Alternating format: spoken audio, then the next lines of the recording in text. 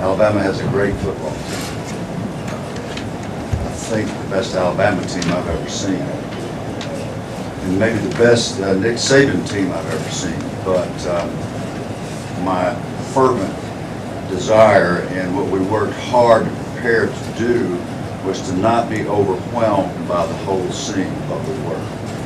We were utterly overwhelmed. We didn't play our game. Had we played our game and played it well without turnovers, then we could have made it somewhat interesting. But Alabama absolutely took the wind out of our sails, took our confidence, and we were glassy-eyed, as if we were running in water. And I had an obligation to our president, because he asked me when I called him the first time what I would say to the team if it didn't go well for us. And I told him I knew exactly what I was going to say, and so I did. And here's what I said. When I reported to the Green Bay Packers a long, long time ago, I was an undersized offensive center and had a middle linebacker named Ray Nitschke, who would later be inducted into the NFL Hall of Fame. It was well known to have the best form in the league, and on the first play of the first day, he broke my face mask and my nose, and he knocked me out. And I had a decision to make. Do I want to hit this guy again, or do I want to go home? And I decided I would hit him again and again and again until I could play like him. I never got to be as good as Ray Nitschke, but I did become the best football player that Bill Curry could do. And I played a long, long time. And so I told the guys that story, and I said, that's all we expect of you. All we expect of you is to get up off the ground and hit them again, which starts now with books. We've got a huge job to do academically, and we've got a huge job to do in the off season, first recruiting, and then getting stronger and faster. And hopefully the next time we play, and our opener next year will be a much better football team than we have been at any point this year. I can tell you right now we're a better team than we were before this game because of what we learned. So I express my appreciation to our administration for allowing us to do this. I wish we had performed much, much better. Next time we will. I appreciate Alabama letting us come over here as a first-year program. I think that was an extraordinary thing. But we'll take our lumps and learn from this and go on to the next thing, and until we can compete like this, however long that takes. How about Albert Wilson and his kickoff return, what it meant not to get shut out and get those points on the board? Well, it meant something, meant a lot to Albert because he was so angry because he really almost never tossed the ball up, and he had done that on a previous possession.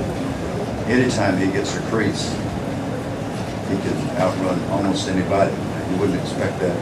And they still had their starting special teams on the field, which are, of course, the best we've seen. But that was a great moment for Albert and for our team to at least get some points on the board. That's not what we were looking for. We were looking to execute our offense, and at no point did we get that done.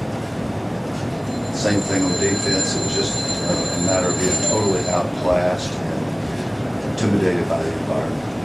People jumping, come out for the second half, couldn't get a snap count. We're just going to get used to playing in the noise, get used to playing in this environment against that guy, those guys that are that big and that fast. There's no way to do it but to do it.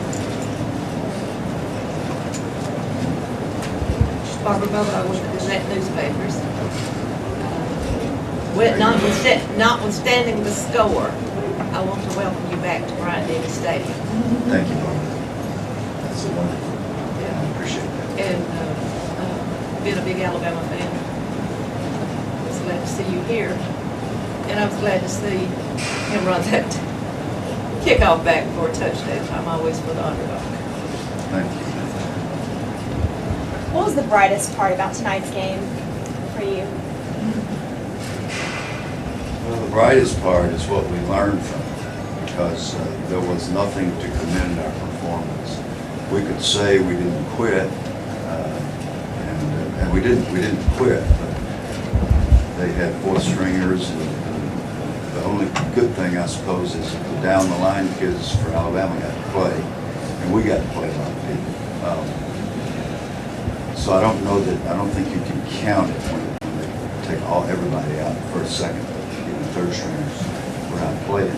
The best thing is that we had the experience and we now know how this feels, and we have this to reference the next time we're in a situation against a dominating foe. And we hope to play what we call a monster game, try to do it once a year so that we get used to it. And we got several monsters in the CAA that are already more than we can say grace over right now. But by the time we play them, we'll be ready for that. Bill, I know you had wondered earlier in the week what it was going to be like to walk back into the stadium for the first time in a while. What did it feel like? It was really strange. It was really weird to look over and see crimson jerseys on the other side. And I thought, first I said to somebody that this was the first time, then I realized we brought a Kentucky team here in '95, I think it was. And had a tough day that day too. But to be in Bryant-Denny on the field and to be in something other than a crimson jersey when we were here, and the reason for such deep affection on my part is because the players I coached here were such incredible human beings. You get a chance to coach Willie Wyatt and Marco Battle and Lamont Russell, Gary Hollingsworth and Roger Schultz, and so many more I could mention. Bobby Humphrey, Derek Thomas. Bobby Humphrey and Kermit Kendrick came to see me last night at the hotel. It was just amazing. So it feels really strange to be on the other side and yet have the same affection, the same respect for these men, and that's the way we feel about them in town. But once we kicked it off, I had lots of other things to worry about quickly. Given the way y'all started on offense with the pass to Emmanuel, how was it that you think things kind of unraveled for you? I just think we weren't sharp, we weren't poised. Had we executed perfectly like we did on that play, we could have done a lot of good things.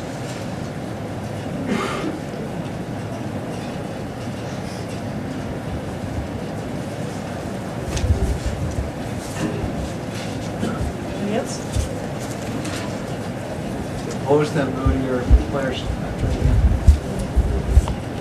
I don't think we ever got out of our sort of big eyes. And after the game, I wanted them to understand that we were proud of them for the year, for the 2 years that they had committed to making this football team happen. We actually have a team, we actually have a record, and it is a winning record. And so all of those are things we can build on. And I told them before the game, I'm going to be proud of you regardless of how this game goes, and I am. We had to go through this experience, and it had to be this way, I suppose. And I thought we prepared extremely well. The guys were really sharp, really good. They were coming to me saying, "We're ready, Coach." Everybody, and nobody's intimidated. And, we felt like we weren't. And we got out there and ran smack into reality, and then we were. So we just build on, like I say,